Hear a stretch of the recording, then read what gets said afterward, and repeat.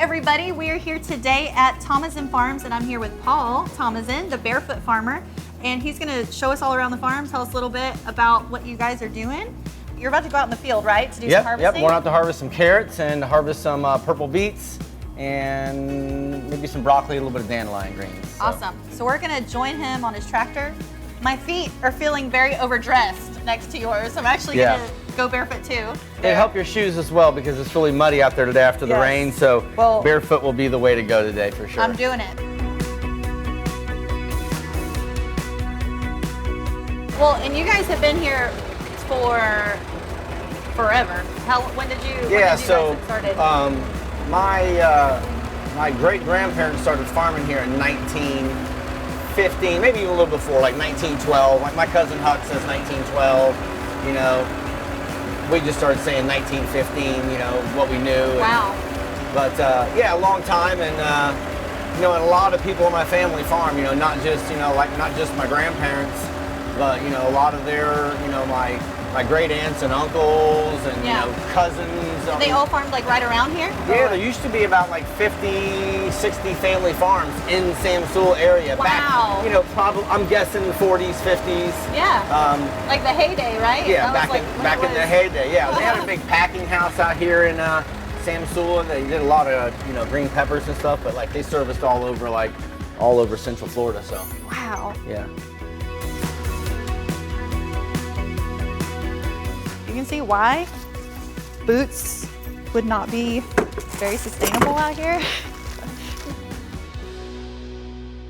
Tell us a little bit about how like your farming methods have progressed. I mean, you guys have been doing this for a long time, so you use just the same methods and you're continually growing them, or what's happening? So I imagine, you know, back when my family first started farming out here in the early 1900s, they used to talk about my grandmother walking along, you know, like different, you know, crops and picking worms. I'm sure they had some old world knowledge of how to, you know, how to grow organically the way things were always growing that way up until we had this pesticide revolution here. Yeah. And then my dad and my brother started, you know, introducing organics, you know, probably 15 years ago and starting to do that. And so, you know, that's been our focus for the whole time I've been farming, is using, you know, biologicals to control, you know, funguses and to control bugs.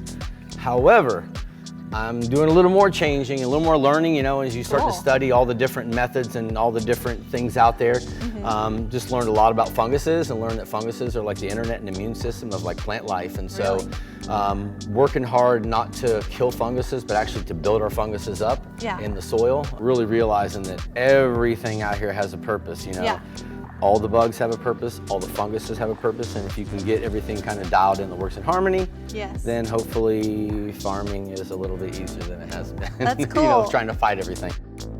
Nature is a perfect little cycle, and if you can just find a way to make it work, and then some of that may be adjusting what we grow as well, like I was mentioning earlier.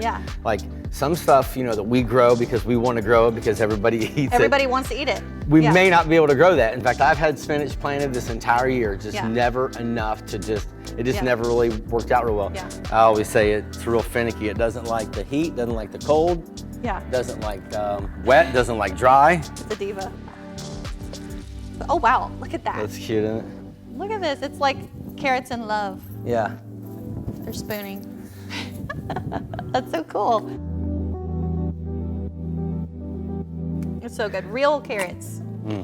Actually has real flavor, right? Well, carrots are. Oh, you got that one clean. Wow. Good job. I was wiped from my shirt. Carrots, like cucumbers, lettuce, broccoli. I mean, certain things really, you can tell a big difference in. So I eat one mouthful. The flavor over like store-bought. Totally. You know, for us, I tell people all the time, without places, you know, like you and other little stores and other little other people that buy our stuff and sell it at farmers markets and restaurants, if people don't do this, really, there's really no way for like a small farmer to survive. If it wasn't for that, then really, how does anybody get fresh produce? You know, we have the 2 seasons, you know, one runs from, you know, August until basically like May. That's kind of the, and then the other season, which is like the spring, summer season, we start planting mid-February.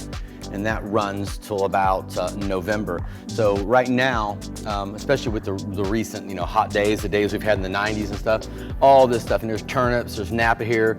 Those are just some seed beds we never actually transplanted. Got beets growing over there, cabbage over there. But you can see things are starting to fade out, like the broccoli rob's going up quick, you know, it's seeded out here.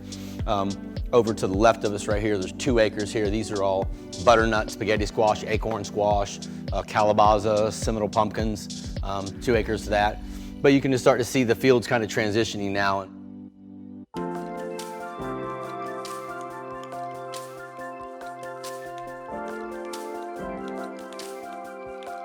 Yeah, this is the broccoli. So this patch has been cut. You can see, I mean, it's starting to kind of, you know, the leaves are starting to get yellow and stuff, but the hearts of them are still good here. So we just walk down here. Yeah, these look These awesome. will follow the tractor here, but I mean, just little sprouts, and it produces these sprouts. Like I'll pick this today and come back, you know, 2 days from now, and there'll be just as many sprouts just popping up out of here. They're nice and young and tender. They're only a couple of days old. So. How long are these rows that you've got going? So these are 600-foot rows. So you got 4 rows, 600 feet of Yeah, broccoli. I got 4 rows here. I got 4 rows over there. Nice. And I got like 3 rows in the other patch. We just kept planting it, trying to keep it coming because, you know, I've struggled in the past of having broccoli on the list. Yeah. You know, for you guys and for other people looking for it.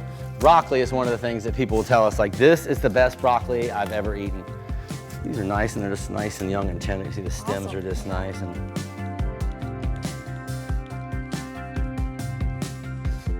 you know, the farms are, you know, just slowly fading away over the last few decades, you know, from what used to be over in Sanford and all the orange groves, just so many things going by the wayside.